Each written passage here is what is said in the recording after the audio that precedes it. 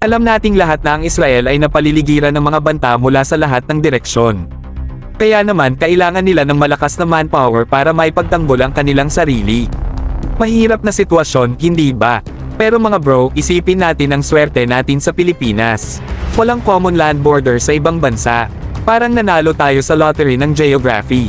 Kaya bakit nga ba hindi natin lubusang gamitin ang lakas ng dagat? Panahon na para mamuhunan sa maritime assets tulad ng mga barko at eroplano na kayang harapin ang kalaban sa karagatan at kalawakan bago pa man sila makapasok sa ating lupa.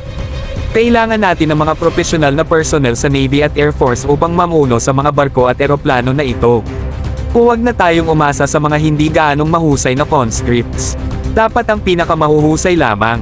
Panahon na upang mag-shift tayo mula sa kahabaan ng mga tropa sa lupa at mag-focus sa pagpapalakas ng ating hukbong dagat. Gawin natin itong dominanteng sangay ng ating sandatahang lakas gaya ng Japan at UK. Sa totoo lang mga bro, wala namang silbi ang napakaraming tropa kung wala silang mga kagamitan na kailangan nila sa digmaan.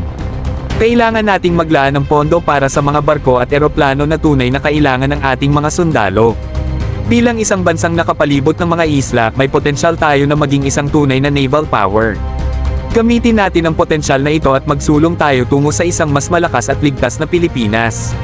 Tandaan, hindi lamang ito tungkol sa kapangyarihan ng militar, ito ay tungkol sa malawakang pag-iisip at paggamit ng ating mga natatanging kakayahan. Sama-sama tayong magliyag sa nakaka-excite na paglalakbay patungo sa mas malakas at mas visionary na sandatahang lakas.